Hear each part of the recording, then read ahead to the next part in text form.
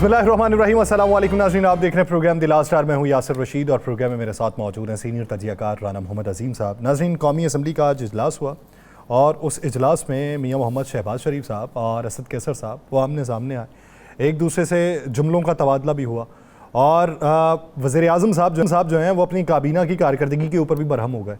वज़ीर आज़म साहब को ये भी मालूम पड़ चुका है कि ये जो बिलों की अदायगी में ज़्यादा बिल बनाए गए हैं उसमें वज़ारत तवानाई के अपने लोग शामिल। उन्हें ये भी मालूम पड़ चुका है कि गंदम में उसकी इंपोर्ट एक्सपोर्ट में अरबों रुपए खाए गए हैं। ये अलग बात कि वो सिर्फ पाकिस्तान तहरीक इंसाफ का दौरे हुकूमत याद रख रहे हैं, मौजूदा दौरे हुकूमत या निगरान जो दौर था उसके हवाले से यादाश्त में चीज़ें नहीं आ रही।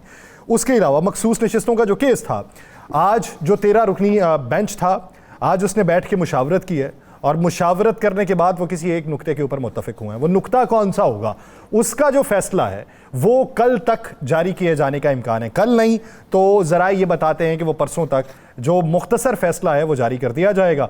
उसमें ये पता चल जाएगा कि तनासुब क्या निकलता है और किसके हक़ में निकलता है। 5-7 का निकलता, 5-8 का निकलता है, 6-7 का निकलता है, 9-4 का निकलता है, यानी वो किस तनासुब से फैसला दिया जाता है और किसके हक़ में दिया जाता है। और उसके साथ साथ राना साहब इसमें मुस्कुरा रहे हैं। अलकादर ट्रस्ट का जो केस था 190 मिलियन पाउंड का, आज परवेज़ खटक साहब उसके अंदर आज गवाही देने आए हैं। बकौल उनके एक नैब के नोटिस पे वो गवाही देने आए और आज से 3 दिन पहले मानसेहरा के जलसे में अली अमीन गंडापुर साहब ने ये कहा था कि परवेज़ खटक को वादा मुआफ़ गवाह बनाया जा रहा है इमरान खान के ख़िलाफ़। आज उनसे ये सवाल भी पूछा गया कि अली अमीन गंडापुर ने आपके बारे में ये बात की थी। आज उन्होंने वहाँ पर इसके जवाब में ये कहा, अली अमीन गंडापुर साहब के मामले पे उन्होंने कहा कि मैं अली अमीन गंडापुर को भी जानता हूँ और वो मुझे भी जानता है, वो बढ़ के ना मारे। मैं यहाँ पर किसी के खिलाफ बयान देने नहीं आया, काबीना में जो हुआ वो रिपोर्ट करने आया। उन्होंने ये बताया कि काबीना के इजलास में हम बैठे हुए थे, शहजाद अकबर वहाँ पे आए, शहजाद अकबर ने बताया कि पाकिस्तान से पैसा बैरून मुल्क गैर कानूनी तौर पे मुंतकिल हुआ, वो पाकिस्तान में वापस आएगा। ये समरी है, इसके ऊपर दस्तखत करने हैं। एजेंडे के अंदर उसका तज़किरा नहीं था। मैंने एतराज़ उठाया, मेरे साथ कुछ लोगों ने और एतराज़ उठाया। बंद लिफाफे थे, बंद लिफाफों के ऊपर हमसे मंजूरी ली गई, एतराज़ के बावजूद भी मंजूरी दे दी, मंजूरी ली गई। और उसके बाद उस केस के तफ्तीशी ऑफिसर ने हमें यह बताया कि उसके साथ एक इजाफी दस्तावेजात भी मौजूद थी जो मुझे तफ्तीशी ऑफिसर ने बताया, हमें मालूम नहीं था। इसी पे बात का आगाज करते हैं कि मजमूई तौर के ऊपर ये सारे, हाँ एक चीज़ और कि आज खान साहब ने बाकायदा तौर पर रिटन में ये कह दिया है कि चीफ जस्टिस काजी फैज़ साहब मेरे बारे में जो केसेस हैं उनसे अलहदा हो जाएं। नैब तरामीम एक्ट का जो केस था उसके अंदर उन्होंने ये दरख्वास्त जमा करवाई है और साथ में उन्होंने ये भी कहा कि पिछली समात में जस्टिस अतर मिनल्ला साहब ने मुझे ये कहा था कि आप इसके बेनिफिशरी हो सकते हैं। मैं अकेला बेनिफिशरी होके कुछ नहीं करूँगा, पूरी कौम बेनिफिशरी जिस चीज़ में होगी उस पर होगी बात। राना साहब की तरफ पढ़ते हैं। राना साहब, आप मुस्कुराए हैं 6-7 पे, 4-9 पे, मुस्कुराहट की वजह? बिस्मिल्लाहिर्रहमानिर्रहीम। अस्सलातु वस्सलामु अलैका या सय्यदी या रसूल अल्लाह, अस्सलातु वस्सलामु अलैका या सय्यदी या हबीब अल्लाह। हमारे लिए तमाम जजेस मोहतरम है, हमारे लिए उनके राय इंतहाई अहम है। कल तो फैसले में हम, आप ये सोचिएगा, कल के फैसले में होना ये है कि कल एक नई तारीख रकम होनी है, कल के फैसले में एक नई चीज़ सामने आनी है, कल के फैसले में एक चीज़ बड़ी क्लियर होनी है, बड़ी क्लियर। फैसला किसके हक में आता है या किसके नहीं आता, हम फैसले से पहले बात कर नहीं ना सकते। हम नहीं कर सकते, हावर मानिका साहब कर सकते हैं क्योंकि आप हावर मानिका नहीं हो। अल्लाह ना ही आपको हावर मानिका बनाए ना मुझे बनाए, जो इतना झूठ तर झूठ जो भी मामला होता है। सेशन कोर्ट में जिस तरह की वो पटिशन दायर की गई है वो अखलाकी गिरावट से नीचे की चीज। यार किसको आप अखलाक कह रहे हो? उस बंदे को कह रहे हो आप?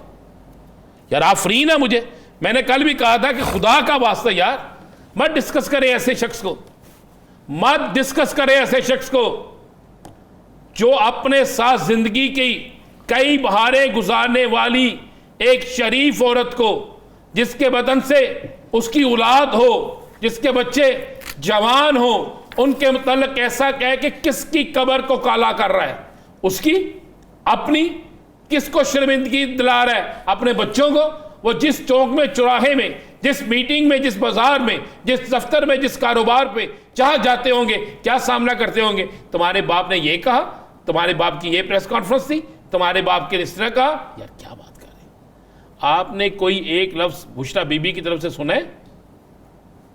सुना है कोई आपने एक लफ्ज? नहीं। वह यही एक बहुत बड़ा इशारा होता है कि कहाँ पे कौन है। हम बात करते हैं यासर, बात ये फैसला कुछ भी आ जाए, कल फैसले पे बात कल करेंगे इंशाअल्लाह ताला, और बड़े ज़ोर शोर से करेंगे कल बात, क्योंकि फिर हमारा हक है ना, हमें कानूनी एक आईनी हक दिया गया है। लेकिन एक बात का इंतज़ार मैं करूँगा कल के फैसले में। मेरे चीफ जस्टिस साहब भी ये फरमाते हैं, मेरे बाकी मौजूद जजेस भी ये कहते हैं कि हमारे फैसले की गलत तशरीह की गई। यही कहते हैं ना जी? किसी एक ने ये तो नहीं कहा, चीफ जस्टिस साहब समेत सब ने ये बात की है ना जी। तो गलत तशरीह किसने की है? Election commission of Pakistan. जब वहीं से पकड़नी है। एक आईनी अदारे का सरबरा, एक आईनी अदारा जिसने पूरे पाकिस्तान में बल्दियाती इलेक्शन हो, कंटोनमेंट बोर्ड के इलेक्शन हो, कौमी सभाई के इलेक्शन हो, ज़िमनी इंतखाबात हो, जिस शख्स ने करवाने हैं, अगर उस आईनी इदारे का सरबरा एक बड़ी आईनी गलती कर जाता है और फिर उसका सबूत क्या है? सलमान अकरम राजा की वो दरखास्त जो हाई कोर्ट से होके इलेक्शन कमीशन में आती है, कहा के जाता है कि मैंने अपने साथ तहरीक के इंसाफ का उम्मीदवार लिखना, यही कहा था ना जी। उसको क्या जवाब मिलता है? आपके सामने है, उसको मुस्तरद कर दिया जाए। यानी वो एक अहम नुक्ता है इस पूरे केस के अंदर कि जब इलेक्शन कमीशन को बाकायदा तौर पे ये कह दिया गया, सवाल तो यही है ना, उन्होंने कहा कि हमने तो पाकिस्तान तहरीक इंसाफ को वहाँ से आउट नहीं किया, उसके निशान को आउट किया। पाकिस्तान तहरीक इंसाफ रजिस्टर्ड जमात थी तो पाकिस्तान तहरीक इंसाफ के प्लेटफॉर्म से लड़ा जा सकता था। तो सलमान अकरम राजा साहब ने वही प्ली रखी थी, उसी को ही मुस्तरद कर दिया गया। ये बहुत अहम नुक्ता था इस केस के अंदर। अब क्या, अब फैसला हो जाता मिसाल के तौर पे ये सीटें हुकूमत को दे दी जाए, या ये सीटें सुन्नी इत्तेहाद को दे दी जाए, या ये सीटें तहरीक इंसाफ को दे दी जाए, या ये सीटें किसी को भी न दी जाए, कोई भी फैसला आता है, क्या उस फैसले में ये आएगा कि जिस शख्स ने इस आइन की खिलाफ वर्जी की है, आर्टिकल 208 के तहत जिस शख्स ने यह खिलाफ वर्जी की है, जिस शख्स ने गलत तशरीह की है, वो भी इसका मुजरम है, उसको भी सजा मिलनी चाहिए, उसको भी इसकी सजा भुगतनी चाहिए, क्या ये आएगा? तो फिर मैं कहूँगा कि वाकई भाई ये जो इतने दिनों से बहस हो रही थी, जिस पर मेरे मौजूद जजेस सब कुछ कह रहे थे, और उस पर फिर एक्शन एक तरफ नहीं, फिर एक्शन सब तरफ हुआ है। फिर इंसाफ का तराजू जिसे हम पकड़ते हैं कि ये इंसाफ का तराजू है, फिर उसका पलड़ा सबके लिए एक जैसा। ये अवाम को तवक्को है अपनी अदलिया से, क्योंकि जब हेयरिंग होती है तो लोग टीवी के सामने बैठ जाते हैं।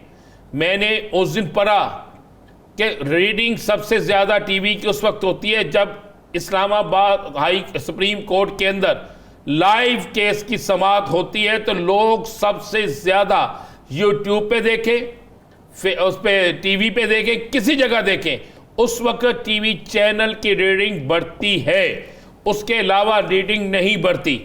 ये मैं नहीं कहता, ये ऑन द रिकॉर्ड ये सारी चीज़ें मौजूद हैं। तो फिर कल मुझे भी इंतज़ार रहना है, यासर आपको भी रहना है, और इस पूरी कौम को रहना है, पाकिस्तान से बाहर बैठे लोगों को रहना है कि आखिरकार जो गुफ्तगू होती रही है, जो बातें होती रही हैं, और अगर यही फैसला दे दिया गया जो इलेक्शन कमीशन ने किया है वो दुरुस्त किया है, और ये फैसला इलेक्शन कमीशन का दुरुस्त है, हम तो उससे भी तस्लीम करेंगे। इसलिए तस्लीम करेंगे कि मेरी अदलिया का एक फ़ैसला है और मैं उसे सरेहम तस्लीम करूँगा। लेकिन फिर मैं एक सवाल पूछने पे हक बजानिब होऊंगा कि जनाब, फिर जो आपके फ़ैसले की गलत तशरीह की है, जो आपके फ़ैसले को गलत तरीके से इस्तेमाल किया है, क्या उसको उसकी कोई सज़ा है? क्या उस पर कोई जुर्माना है? क्या उस पर किसी की नौकरी जाती है? क्या उस पर किसी को पूछा जाएगा? अगर नहीं तो फिर ये मिसाल सबके लिए होगी, अगर नहीं तो फिर ये सबके लिए होगी। जिस तरह मैं कहता हूं कि अगर फैसल वाडा साहब, मुस्तफ़ा कमाल साहब अदालत में जाके माफ़ी मांगते और अदालत का बड़ापन है कि अदालत उन्हें माफ़ कर देती है, फिर इस तरह हर तौहीन अदालत करने वाले को माफ़ी मिलनी चाहिए। एक ब्रेक लेते हैं, ब्रेक के बाद वापस आएंगे। नाज़रीन कहीं नहीं जाएगा, स्टे विद अस।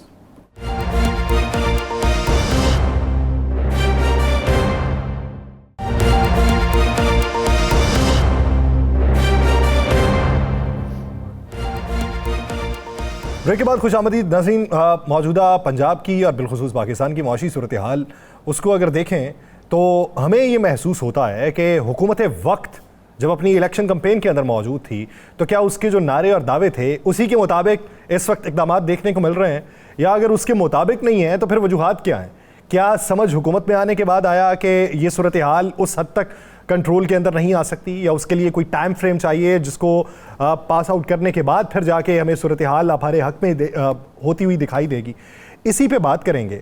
लेकिन इसके साथ साथ हुकूमत पाकिस्तान हमें ये बताती हुई भी दिखाई दे रही है कि जो लोग ये कह रहे हैं, कैंपेन जो एक चला रहे हैं कि 45% टैक्स जो है वो सैलरी पेशा तबके के ऊपर लगा हुआ है, तो वो गलतुल आम है, वो गलत रिपोर्ट किया जा रहा है। ज़्यादा से ज़्यादा टैक्स जो है वो स्लैब 35% तक की है।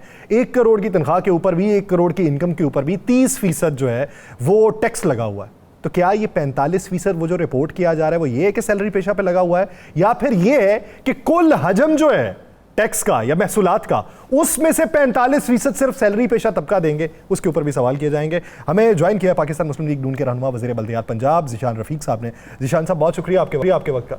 ज़ीशान रफ़ीक साहब, लोग जो हैं वो दादरसी के लिए भी कहीं नहीं जा रहे, वो फरियाद ही किए जा रहे हैं। वो कहते हैं जी वो 300 यूनिट चाहिए जो मरियम नवाज साहिबा ने, हमजा शहबाज साहब ने या आपके हुक्मरानों ने अपनी इलेक्शन कैंपेन में हमें दावे के तौर पे और वादे के तौर पे तफवीज़ किए थे कि हुकूमत में आएंगे तो 300 यूनिट तक मुफ्त बिजली देंगे। यहाँ पे तो 200 यूनिट पे वो रिलीफ लेना भी मुमकिन नहीं हो पा रहा। जी बहुत शुक्रिया जी। बिल्कुल आपकी बात ठीक है। इस वक्त बिजली के हवाले से जो मौजूदा सूरत हाल है बिल्कुल एक कड़ा वक्त है लोगों के ऊपर। उसके पीछे सबसे पहले तो हमें उसकी बुनियादी वजह समझनी चाहिए। मैं समझता हूँ कि इससे आपको भी मालूम है, हमें भी मालूम है कि ये जो पिछले 6 साल हमारे गुज़रे हैं, उन 6 सालों में जो हमारी मुआशी निज़ाम की तबाही हुई, जो हमारे अदारों की तबाही हुई, और आज हम इस नहज पे पहुँचे हैं। क्योंकि हम ये बात कर सकते हैं आज, और ये हम पहले भी करते हैं कि 2017 तक का पाकिस्तान आप देखें जब मियां नवाज शरीफ प्राइम मिनिस्टर थे, और ये रिकॉर्ड की बात है, इससे कौन डिनाई कर सकता है। उस वक्त पाकिस्तान कितने अच्छे हालात से चल रहा था, हर चीज़ बड़ी मुनासिब थी, कीमतें कंट्रोल में थी, महंगाई ना होने के बराबर थी। फिर उसके बाद जो हमारी मुआशरत के साथ किया गया, जो हमारे मुख्तलिफ सिस्टम्स के साथ जो किया गया, और फिर हम आज पहुँचते पहुँचते यहाँ पहुँच चुके कि हम अब अपने मुल्क को डिफ़ॉल्ट से बचाने की कोशिश करते हैं। फिर हम IMF के प्रोग्राम में हमने जाना है क्योंकि हमने दोबारा से अपने पाकिस्तान को खड़ा करना है। तो यकीनी तौर पे वफाकी हुकूमत के मसाइल हैं, वफाकी हुकूमत इन मसाइल से गुज़र रही है और पाकिस्तान को बचाने की पूरी कोशिश कर रही है। और इतने मुश्किल हालात में भी जो मुमकिन हो सकता था उन्होंने अपने बजट में लोगों को रिलीफ़ देने की कोशिश की। लेकिन उसके साथ साथ ये नहीं कि जो वादे हमने किए थे वो वादे हम उनसे कोई पीछे हट रहे हैं। देखिए, हुकूमत पंजाब भी बाकी सूबों की तरह एक सूबे की हुकूमत है। तो वज़ीर आला पंजाब मरियम नवाज शरीफ साहबा ने बाकायदा इसके ऊपर ऐलान कर दिया है कि हम लोगों को सोलर पैनल्स देंगे। हम उनकी देंगे ये मेरी यासर की डेली लड़ाई रहती है। मैं कहता हूँ यासर तो कह रहा है पैनल मिल रहे हैं और मैं तो थक गया हूँ, कब पैनल? राणा साहब मेरी गुजारिश सुने ना, मेरी गुजारिश तो सुने ना। पिछले प्रोग्राम में ना आप कह के चले गए, ये इन्होंने आपको याद कराने की बजाय मुझसे हर प्रोग्राम के अंदर पूछते हैं कि वो जो यूनिट्स फ्री मिल रहे थे वो किधर है। मैं बताता हूँ आपको, मैं बताता हूँ पैनल किधर। देखिए मेरी बात सुने, बात यह है कि 5 माह हुए हैं वफाकी हुकूमत को बने भी और सूबाई हुकूमतों को भी बने हुए। 5 माह में हुकूमत पंजाब आपको कोई ना कोई प्रोग्राम लेके आ रही है ना। ये अगर सूबाई हुकूमत होने के नाते हमने ये इनिशिएटिव लिया है, और ये हमारी कल की कैबिनेट की मीटिंग में चीफ मिनिस्टर पंजाब ने इसको कैबिनेट के सामने रखा, और ये बिल्कुल इंशाल्लाह ताला बहुत जल्द करने जा रहे हैं। अगले कुछ दिनों में आपको नज़र आएगा चीफ मिनिस्टर पंजाब इसका पूरा प्रोग्राम जो है ना वो ख़ुद आवाम के सामने रखेंगी और आवाम को बताएंगी। क्योंकि देखिए, ये आज सबसे बड़ा मसला लोगों का ये बिजली की जो बिल हैं, ये बिल्कुल बिलाशुबा ये सबसे बड़ी बात है कि ये सबसे बड़ा मसला है। हमने लोगों को इस मसले से निकालना है। उस सिलसिले में देखें, हम सिर्फ ये नहीं कर रहे कि लोगों के बिलों में उनको रिलीफ दे रहे हैं, हम उनका परमानेंट सोल्यूशन करके देंगे और करके देंगे। ये बाकायदा इसके ऊपर बात हो चुकी है। अच्छा, ये बता मैं बताता हूँ आपको, 500 यूनिट तक के लिए सिर्फ 300 का आपने 300 की बात की ना, हम तो ये चीज़ें 500 यूनिट तक के लोगों के लिए लेके आ रहे हैं 2035 तक से। नहीं, आपको ये बात जो मैं कर रहा हूँ ना, आपको इसका ऐलान कुछ हफ्तों में नज़र आ जाएगा, कुछ दिनों में नज़र आ जाएगा, पूरा प्रोग्राम सामने आ जाएगा। इसके ऊपर काम शुरू हो चुका है ऑलरेडी। देखिए, हमने चीफ मिनिस्टर पंजाब ने जब ये बिलों वाली सूरत हाल सामने आई तो उन्होंने इसका कोई इंतज़ार नहीं किया, उन्होंने फौरी तौर पर ये इनिशिएटिव लिया है। लेने के बाद कैबिनेट के सामने भी रखा गया, कैबिनेट ने भी टोटली इसको इंडोर्स किया है और ये इंशाअल्लाह अगले कुछ दिनों में ही आपके सामने पूरा प्लान आ जाएगा। और इसके साथ पैरेलल जैसे मैंने गुजारिश की है ना कि काम शुरू हो चुका है, हम तो फौरी काम करते हैं, काम करके उसको शुरू कर देते हैं और इंशाअल्लाह बहुत जल्द आपके सामने आएगा। ये बात को सालों की नहीं है, ये बात महीनों की भी नहीं है, ये हफ्तों की बात मैं आपको बता रहा हूँ कि बहुत जल्द इंशाअल्लाह आपके सामने ये आ जाएगा। 500 यूनिट तक जो हमारे सार्फिन हैं उनको ये सोलर पैनल दिए जाने लगे हैं, ये मुफ्त दे रहे हैं। इसका पूरा सिस्टम आएगा, इस पे मुख्तलिफ स्लैब्स होंगे। या मुस्लिम लीग नून को देंगे या नहीं, सबको देंगे जी। देखिए मेरी बात सुने, हम हुकूमत पंजाब ने जितने प्रोग्राम शुरू किए हैं, ई बाइक्स का शुरू किया, कल आपको वो नजर आएंगी। मेरी बात सुने, हमारे फील्ड हॉस्पिटल में जाके लोगों का इलाज करते हैं, क्या वो देखे करते हैं इलाज कि आप कौन सी जमात से हैं, वो सबका इलाज कर रहे हैं। हम सफाई का निज़ाम ला रहे हैं, हमने हर घर से सफाई। एक बात करूँ जी, हाँ, मैं ये हल्फन बात कर रहा हूँ। मैं 3 दिन पहले कार्डियोलॉजी गया खुद, मैं अपने मुझे थोड़ा मसला हुआ, पहले ईद पे हुआ, फिर परसों हुआ। या सर जी। मैं खुद गया, मेरे पास पर्ची हर चीज़ मौजूद है। और मैं जिससे वो जानते थे, खुदा की कसम, एमरजेंसी में 1.5 घंटा जलील और रुस्वा होने के बाद मैं एक प्राइवेट हॉस्पिटल चला गया। आप कहते हैं कि आपने बहुत अच्छा किया, ये कौन होगा? आपके डिपार्टमेंट में बहुत अच्छा हो रहा है बल्दियात में। राणा साहब मेरी गुजारिश सुन ले, ऐसे नहीं है, आप ठीक कह रहे होंगे। बात यह कि हमने कब कहा कि हर तरफ दूध और शहद की नहरें बहनी शुरू हो गई हैं? हमने तो कहा चीज़ें ठीक करेंगे, हमने कहा चीज़ें ठीक करनी शुरू हो गई हैं। देखिए ना, मेरी बात सुने, हम क्यों बात नहीं करते कि पिछले 5 सालों में हमारे इदारे क्यों तबाह किए गए? आपको तब भी पता था ये 6 साल वाला नहीं, मेरी भाई बात सुने कि हमें आए कितने दिन हुए हैं? 5 माह हुए ना हमारे प्रोजेक्ट। मुझे बताएं, एक सेकंड, क्या ये केपी गवर्नमेंट ने क्यों नहीं सोचा कि वो सोलर पैनल लेके आए? नहीं, उनसे पूछे ना, वो क्यों नहीं सोचते? तब्दीली वाले जो है, हम तो लेके आ रहे हैं। आप हमसे क्वेश्चन कर रहे हैं कि हम क्या, हमारा कसूर ये है कि हम ये प्रोग्राम लेके आ रहे हैं, हम लोगों के लिए बिल्कुल लेके आ रहे हैं, हम पब्लिक के सामने बात कर रहे हैं। फिर पूछ लेना, बिल्कुल पूछ लीजिएगा। अच्छा, हम आपको बताएंगे चलते एक बात तो बता दें जी, आप वज़ीर बल्दियात भी हैं, इस हवाले से आपसे पूछ रहे हैं। मोहसिन नकवी साहब ने एक बहुत बड़ा काम किया, हम उन्हें सलूट करते हैं। उन्होंने सहाफ़ियों को बिला तफरीक प्लाट दिए, सहाफ़ियों को बिला तफरीक प्लाट दिए। कोई उन्होंने उसमें यह नहीं कहा कि कौन किस इदारे का है, किस इदारे का नहीं है, किससे है, किससे नहीं है। वो रोडा में प्लाट दिए, सारा कुछ हो गया। इसको आम को तो आगे बढ़ा दें। मेरे इल्म में वैसे ये बात है, पहली बात है, रूडा जो है ना वो बल्दियात का हिस्सा नहीं है, वो तो हाउसिंग का पार्ट है। दूसरी बात यह है कि यहाँ पे आप बात कर रहे हैं, प्लाटों की बात कर रहे हैं, हम बिलों की बात कर रहे हैं। देखें ना, ये मैं तो समझता हूँ कि हमें सबको मिलकर इस वक्त कौम का सोचना चाहिए। मुझे प्लाट नहीं मिलने, मैं कब कह रहा हूँ कि नहीं मिलने, मुझे इस बात का इल्म ही नहीं है। मैं साहबी मुझे इस बात का इल्म नहीं है, मैं इसे चेक कर लेता हूँ, लेकिन मेरे इल्म में नहीं है ऐसी कोई बात कि चले हमें इस बारे में, इस स्पेसिफिक चीज़ के बारे में मेरे पास कोई इन्फॉर्मेशन नहीं है। तो सर ये क्या नाम है, तबका महकूम है, इसलिए आपको इल्म नहीं है। सर वो जो 29 घर बन रहे हैं 2 अरब रुपए की लागत से, वो आईफोन, सैमसंग 24 अल्ट्रा जो डिमांड्स किए जा रहे हैं ये सेक्रेटरीज़ के लिए, उधर वाले प्लॉट जो हैं वो याद है हमारे वाले याद नहीं, कौन से 29 घर? ये सेक्रेटरीज़ के लिए, 18वें 19वें 20वें 21वें ग्रेड के ऑफिसर्स के लिए जो DHA में प्लॉट बन रहे हैं, जो तामीरात का काम वहाँ पे जारी है, जिसकी वजाहत ये आई कि ये निगरान हुकूमत ने किया था, हमने नहीं किया। देखिए मेरी बात सुने, बात ये कि अगर कोई शख्स सर्व करता है हमारी नेशन को, और ये हमारी जो ब्यूरोक्रेसी है वो सर्व करती है, बड़े बड़े अच्छे लोग हैं उसमें, तो जब वो इस जॉब में आते हैं तो उनको पर्क्स एंड प्रिविलेजेस जो होती है ना वो मिलती हैं। अगर कोई शॉर्टेजेस होंगी तो गवर्नमेंट के पास अगर कोई स्पेस होती है तो गवर्नमेंट उसके ऊपर काम शुरू करती है। देखिए, गवर्नमेंट पैरेलल चीज़ें कर रही होती है। गवर्नमेंट सिर्फ ये नहीं कि वो मतलब इसमें पब्लिक के लिए भी चीज़ें चल रही होती हैं, लेकिन साथ साथ जो गवर्नमेंट के अपने जो ऑफिशियल्स हैं या गवर्नमेंट का अपने डिपार्टमेंट उनमें भी काम चल रहे होते हैं। जैसे फॉर एग्जांपल क्या थाने नहीं बनते, वो भी तो सरकारी होती हैं। चलें उम्मीद करते हैं कि ये थाने जो बन रहे हैं, ये लोगों के घर जो बन रहे हैं, अल्टीमेटली उससे भी पब्लिक को बड़ा फ़ायदा होगा, आवाम तक भी इसका समर पहुंचे और आवाम के लिए भी कुछ असरात मुहैया हो सकें। बहुत शुक्रिया ज़ीशान रफ़ीक साहब इस हवाले से अपना वक्त देने के लिए। नाज़रीन, एक ब्रेक के बाद शौकत बसरा साहब हमें ज्वाइन करेंगे, कहीं नहीं जाएगा, स्टे विद अस।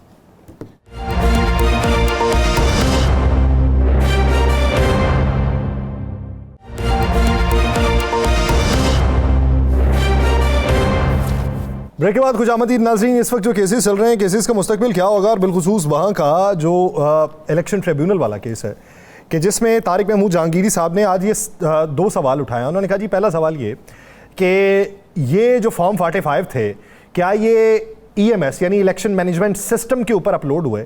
दूसरी बात ये कि क्या प्रिजाइडिंग ऑफिसर ने इसे बजरिया व्हाट्सएप भिजवाया, जिसके जवाब में ये मालूम पड़ा कि प्रिजाइडिंग ऑफिसर ने EMS या बजरिया व्हाट्सएप भिजवाने की बजाय बजाते खुद जाके जो है वो RO साहब को दिए, और RO साहिब से ये इन लोगों ने वसूल किए हैं। ये मंतिक मंजर आम पे आई है, अब उस पर जवाब तलबी होगी। इसी बारे में बात करते हैं। पाकिस्तान तहरीक इंसाफ के रहनुमा शौकत बसरा साहब ने हमें ज्वाइन किया। बसरा साहब बहुत शुक्रिया आपके वक्त का।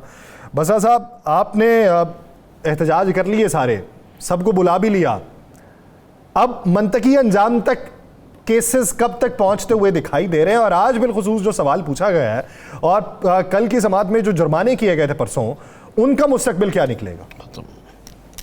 फिर सब बदकिस्मती है पाकिस्तान की कि आज 76 साल हुए हमें आज़ाद हुए, कहने को हम आज़ाद हैं लेकिन हम दायरों में घूम रहे हैं, कोई रूल ऑफ लॉ नहीं है। और आज दुनिया के अंदर हमारी हालत यह है कि अगर 142 ममालिक हैं तो अदालती निज़ाम हमारा 129वें नंबर पर है।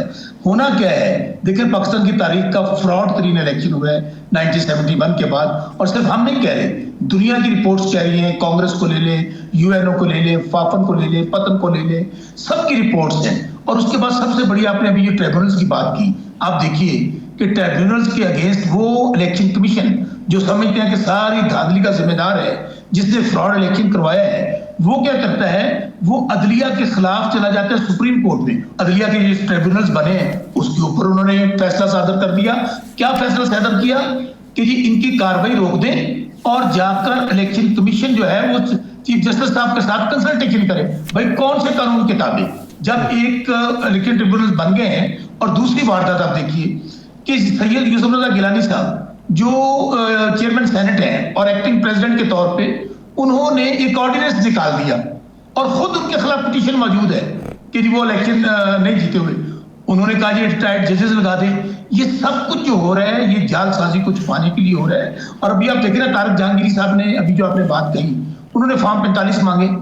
इन्होंने फॉर्म 45 देने के बजाय पहले उनके खिलाफ डिग्रियों का मामला खोल दिया, उनके खिलाफ पूरी सोशल मीडिया में कैंपेन जारी है जिसके ऊपर उन्होंने 100 वोटर लिया फुल बेंच ने। हो क्या रहा है मैं आपको बताता हूं, क्योंकि मैं खुद 50,000 वोटों से जीता हूं, भावल नगर से, औरंगाबाद, फोटाबाद से। वो आमर डिक्टेटर जनरल ज़ियाउल हक के बेटे को मेरा चैलेंज है, आप अपने टेलीविजन पे ले लें, मैं उनके वालिद की कब्र पर भी गया था। ये तो वो बात है जो मेरे साथ खुद हुई है। मेरे भाई, फॉर्म 44 आपने 80 करोड़ लगाकर EMS सिस्टम बनाया, उसके ऊपर आपने अपलोड कर रहे थे प्रिजाइडिंग ऑफिसर ने, वो कहाँ गए फॉर्म 45? और दूसरी बात, अच्छा शौकत बसरा साहब जरा ये सारी चीज़ें आपकी दुरुस्त है, सबको पता है। एक तो सनम जवेद रहा हो गई, बड़ी मैं समझता हूँ कि उन्होंने मुशक्क़त और बड़ी मुसीबतें सही। शाह महमूद कुरैशी साहब के मतलब भी हमारे इतला ये है कि वो भी जल्द रहा हो रहे हैं। रहाई का सीज़न आ गया या कम तहरीक का सीज़न आ गया, कौन सा सीज़न आ गया? अच्छा राना साहब, आप देख रहे हैं कि जजेस जहाँ जिस माशरे के अंदर इंसाफ मांग रहे हों, सहाफ़ियों को अगवा किया जा रहा हो, कत्ल किया जा रहा हो, इंसानी बुनियादी हकूक़ का जनाजा निकाल दिया गया हो, जहां पर कोई आइन और कानून ना हो, वहां पे क्या बात करेंगे आप इंसाफ की? आपको याद है कि जजेस ने क्या कहा है? जजेस कहते हैं कि आपको इंसाफ हमारे फैसलों से नहीं मिलेगा, आप जाके बाहर जाके प्रेस कॉन्फ्रेंस करें, आपको आज़ादी मिल जाएगी। आज जो आपने बात की सनम जावेद वाली, ओपनली वो कहते हैं कि आपने, मुझे बताइए राना साहब, आपसे मैं पूछता हूँ, मेरा मासूमाना सवाल है, क्या आप एक वक्त में 50 शहरों में हो सकते हैं, 10 शहरों में हो सकते हैं, 5 शहरों में हो सकते हैं? नहीं। ये तो टोटल केसेस 1 साल हो गया है तहरीक इंसाफ और इमरान खान के खिलाफ जो केसेस बनाए जा रहे हैं, सब के सब झूठ का पुलंदा है, पार्टी तोड़ने के लिए, पार्टी खत्म करने के लिए, इमरान खान को छुपाने के लिए। और सबसे बढ़कर आप ये देखिए कि जब आपका मुखालिफ आपकी तक पहुंच जाए। कौन सी सियासत, कौन सा आइन, कौन सा कानून कि आपके टेलीविजन चैनल से आप इमरान खान को नहीं तोड़ सके, बुशरा बेगम को नहीं तोड़ सके, तो क्या हो रहा है? इद्दत में निकाह का केस, और उसके ऊपर आप वहां बैठकर मंथली सर्कल्स के तौर बातें कर रहे हैं। मुझे बताइए, हम माशरे को किसकी तरफ लेके जा रहे हैं? इसलिए हमें कोई गलतफहमी नहीं है, हमें पता है इस बात का कि हमारा एक ही मकसद है, हम सिर्फ रूल ऑफ लॉ चाहते हैं। इमरान खान वाजे कह चुका है, खान साहब ने कहा है, ना मैं झुकूंगा ना मैं डील करूंगा, बल्कि उन्होंने बड़ा तरक्की फिक्रा कहा है कि मैं किसी की गुलामी कबूल नहीं करूंगा। इसलिए राणा साहब, हमें कोई सीजन से गर्ज नहीं है, हमें तो एक बात से गर्ज है कि पाकिस्तान अगर आगे जाना है तो सिर्फ और सिर्फ आईने पाकिस्तान और रूल ऑफ लॉ को आगे लेके जा सकता है। और इमरान खान मेरे और आपके बच्चों की जंग लड़ रहे हैं। इमरान खान का कसूर क्या है? हमेशा ये होता था, जो पकड़ा जाता था वो डील करता था, वो जो उसकी वजह, उसकी असासे बाहर, उसके पैसे बाहर, उसके कारोबार बाहर। खान साहब क्या कहते हैं? उन्होंने कहा मेरा मरना और जीना पाकिस्तान में है, मेरे कोई जायदाद पाकिस्तान से बाहर नहीं है, तो मैं क्यों डील करूं? मुझे सिर्फ और सिर्फ क्या चाहिए कि यहां पर पाकिस्तान में आने वाली नस्लें, आने वाला पाकिस्तान अच्छा हो जाए। आप राणा साहब अपने दिल पर हाथ रख के बोलिए, आज 76 साल हो गए कि हम कहने को तो आजाद हैं।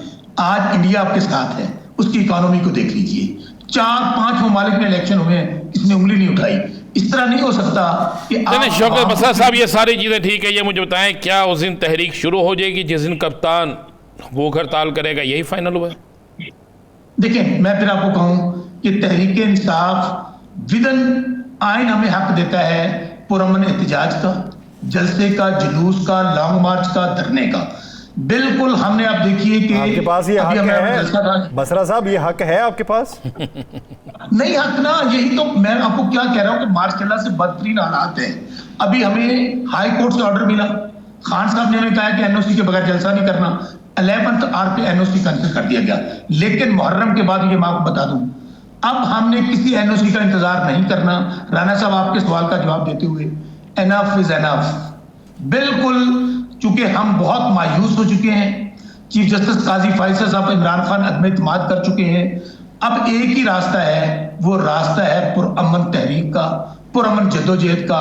उसके लिए कौम तैयार है, कौम महंगाई से मर रही है, बेरोजगारी से मर रही है। इसलिए हमने फैसला किया मुहर्रम के बाद हम जलसे भी करेंगे, हम तहरीक का आगाज भी करेंगे। और जब तक अच्छा बसरा साहब, एक आखिरी सवाल सर, क्या मौलाना की तरफ से असेंबलियों से इस्तीफे की भी कोई सिफारिश आई है? बिल्कुल, उन्होंने कहा जब हमारे वफद उनको मिला कि असेंबलियों से मुस्ताफी हो जाए, हमने उसका जवाब ये दिया कि ये लोग जिन्होंने कब्जा कर लिया है धन, दौस, धांधली और बंदूक के जरिए, हम उनको निकाले बगैर कोई और काम नहीं करेंगे, इनको चलता करेंगे। और दोबारा एक ही रास्ता है जो दूसरा मौलाना साहब ने कहा है, उस पर हमारा एग्रीमेंट है कि फेयर एंड फ्री इलेक्शन करवाया जाए, अवाम जिसको मैंडेट दे वो हुकूमत संभाले। अवाम जिसको मैंडेट दे वो हुकूमत संभाले, इनको घर भेजे बिना कोई इकदाम जो है वो नहीं उठाया जाएगा। ये सिफारिश ज़रूर आई है मौलाना फजलुर रहमान साहब की जानिब से कि असेंबलियों से इस्तीफे दे दिए जाए। बहुत शुक्रिया अखर बसरा साहब इस हवाले से अपना वक्त देने के लिए। नाज़रीन, एक ब्रेक लेते हैं और ब्रेक लेने के बाद डॉक्टर फाजिया सिद्दीकी, जो डॉक्टर आफिया सिद्दीकी साहिबा की हमशीरा हैं, वो हमें ज्वाइन करेंगी और उनकी मौजूदा हालत के हवाले से उनसे अपडेट लेंगे। कहीं नहीं जाइएगा, stay with us.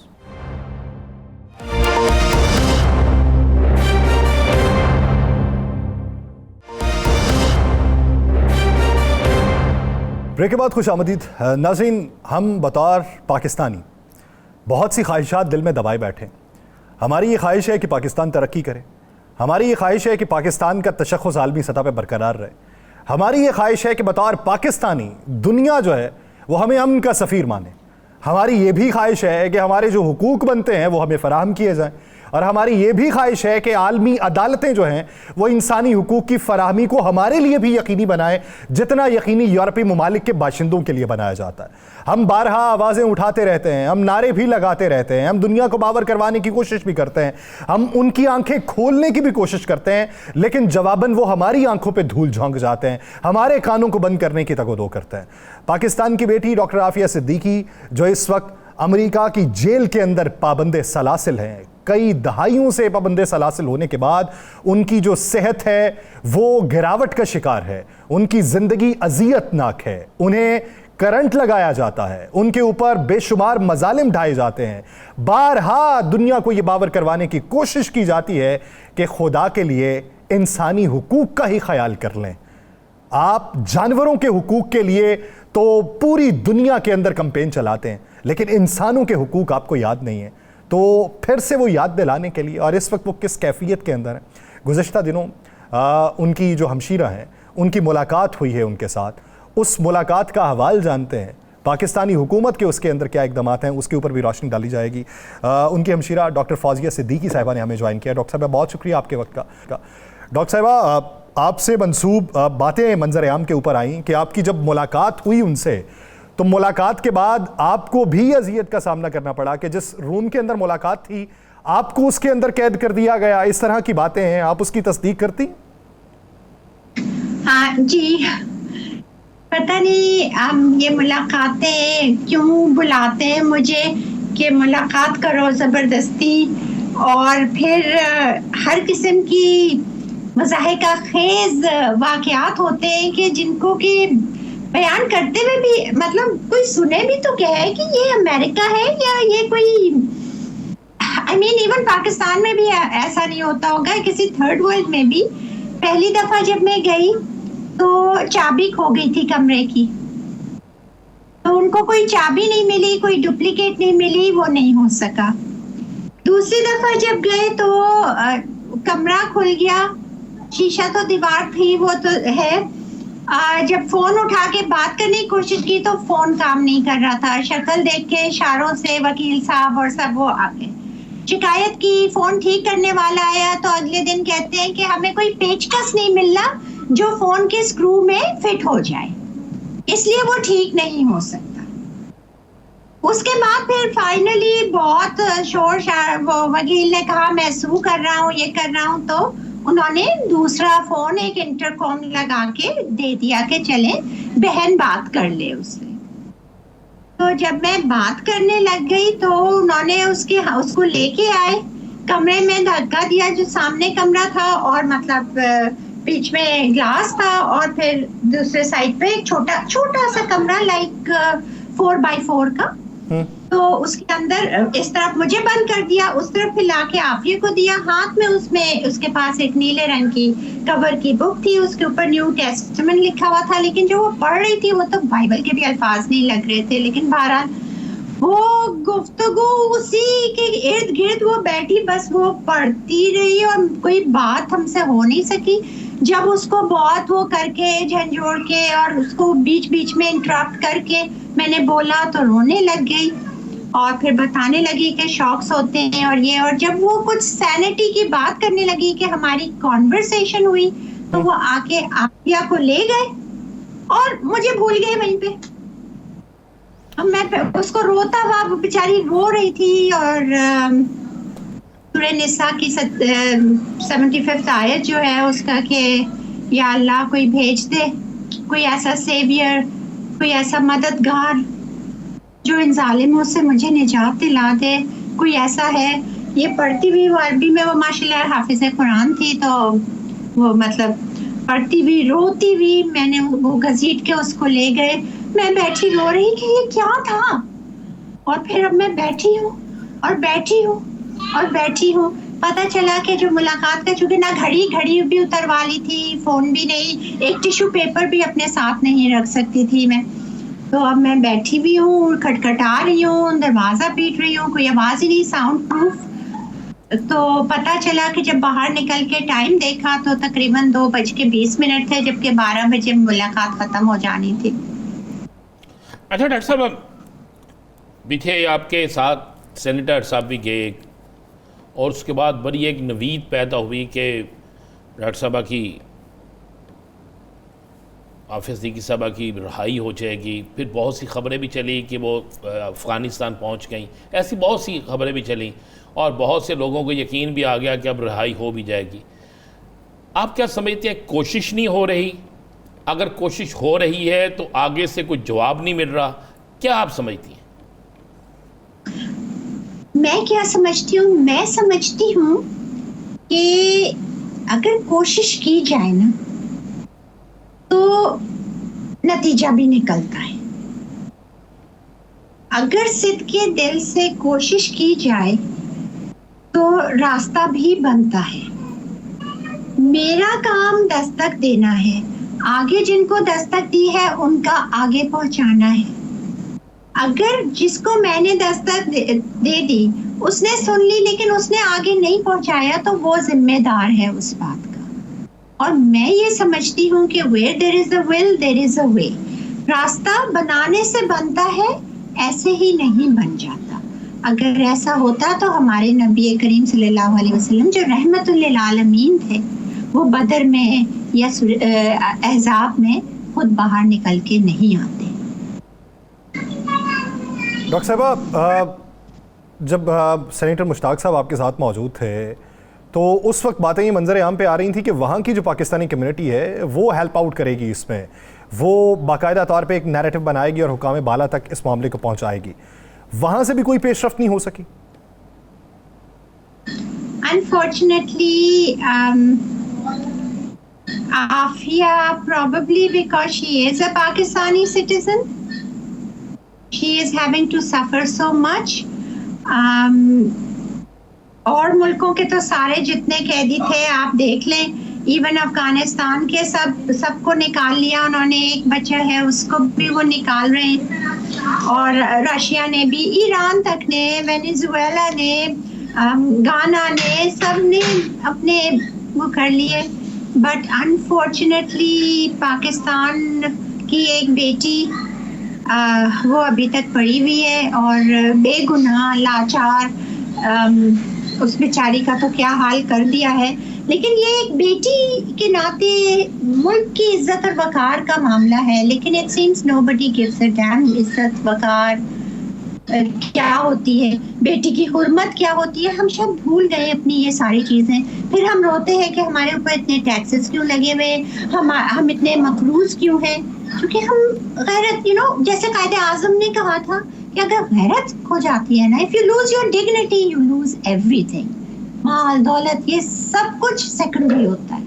Unfortunately Aafia ने वो लिटमस टेस्ट अपने आप को साबित कर दिखाया, और शायद ये आफिया का इम्तिहान नहीं, ये हम सब का एज पाकिस्तानीज और हमारी हुकूमत का है।